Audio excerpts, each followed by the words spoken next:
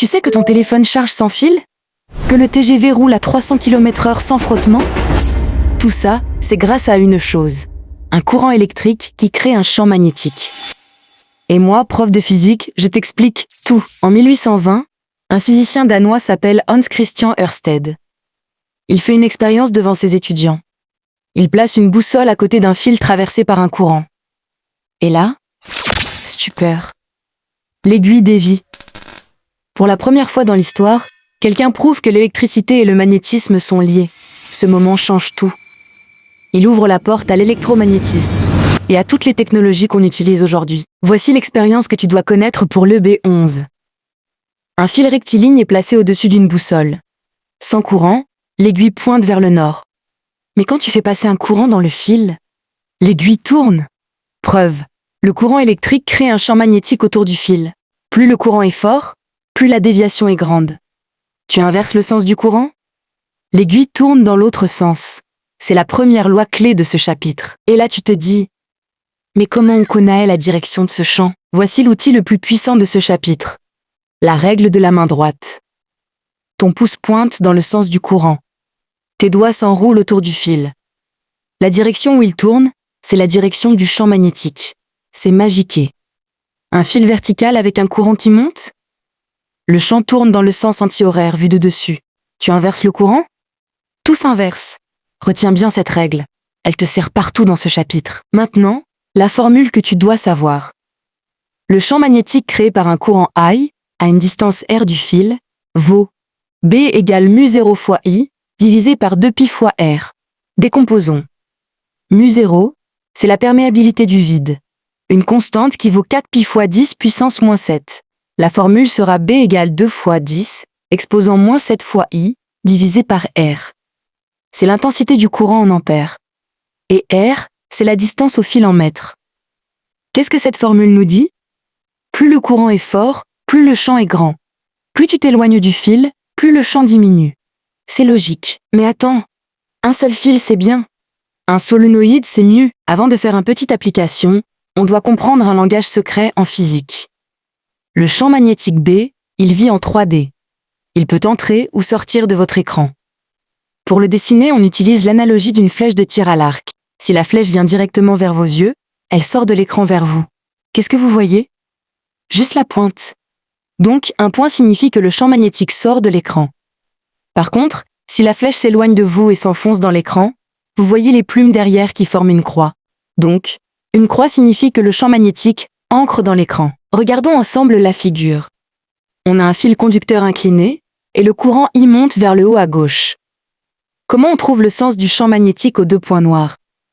Prenez votre main droite, mettez votre pouce dans le sens de la flèche rouge, donc dirigez vers le haut à gauche.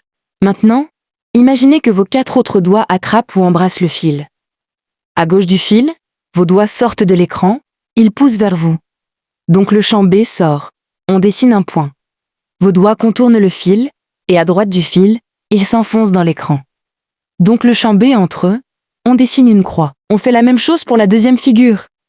Ici, le fil est horizontal, et le courant I va vers la droite. On place le pouce de la main droite vers la droite, dans le sens du courant. Enroulez vos doigts autour du fil. Au-dessus du fil, vos doigts sortent de la feuille vers votre visage. Donc en haut, le champ magnétique sort. On met un point. En passant en dessous du fil, vos doigts piquent vers l'intérieur de l'écran. Donc en bas, le champ entre eux, on met une croix. Mais que se passe-t-il si on prend ce fil conducteur et qu'on l'enroule sur lui-même, sur place, pour former une seule boucle ou plusieurs spires superposées? On obtient une bobine plate circulaire.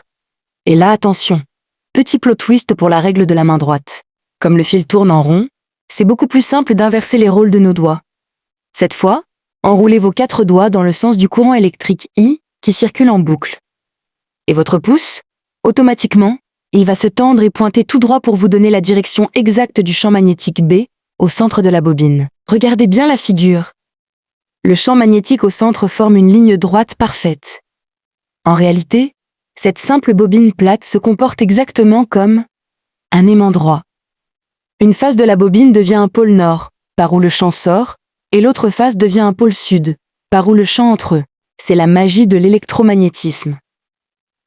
Et pour calculer l'intensité de ce champ magnétique juste au centre, On utilise cette formule. B égale 2π fois 10, exposant moins 7 fois N fois I, divisé par R. I représente le courant, N le nombre de tours de fil, et R le rayon du cercle. C'est mathématiquement logique.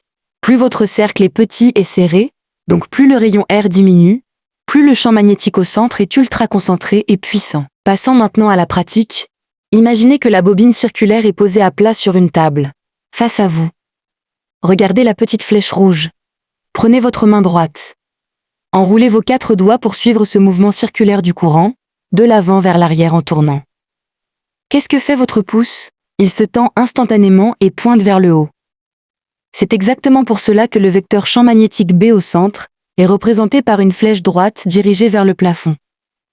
La face supérieure de cette bobine est donc un pôle nord. Maintenant, on passe sur le solénoïde. Imagine que tu enroules un fil des dizaines de fois autour d'un cylindre. Tu obtiens un solénoïde. Et là, quelque chose d'incroyable se produit. À l'intérieur, le champ magnétique devient uniforme. Il a la même valeur partout, et les lignes de champ sont parallèles. C'est comme un aimant droit. Le champ vaut B égale 4π fois 10, exposant moins 7 fois N fois I divisé par L, où naît le nombre de spires par unité de longueur. Plus tu mets de spires, plus le champ est fort. C'est pour ça que les électroaimants industriels peuvent soulever des voitures. Prenons un exemple. Quel est le sens de ce champ magnétique? Regardez le sens du courant sur les spires. Reprenez votre fidèle main droite. Enroulez vos 4 doigts autour du cylindre en suivant le courant. Votre pouce se tend horizontalement et pointe vers la droite. Cela signifie que les lignes de champ sortent par le côté droit. Le côté droit est donc notre pôle nord, et le côté gauche est le pôle sud. Si tu es en EB11 et que tu veux DENOS excellent en physique, abonne-toi maintenant. Je poste des cours complets chaque semaine avec des exercices corrigés. Clique ici, c'est gratuit, et ça peut changer ta moyenne. Et maintenant, la question que tout le monde se pose. Quoi ça sert dans la vraie vie? Le champ magnétique créé par un courant, c'est le principe du moteur électrique. Tu fais passer un courant dans une bobine placée dans un champ magnétique? Elle tourne. C'est ton ventilateur, ton lave-linge, la voiture électrique. Le train à lévitation magnétique? Des électroaimants qui créent un champ suffisant pour soulever un train. Le chargeur sans fil de ton téléphone? 2 bobines, un champ magnétique qui transfère l'énergie. Même le scanner IRM à l'hôpital, c'est un gigantesque solénoïde.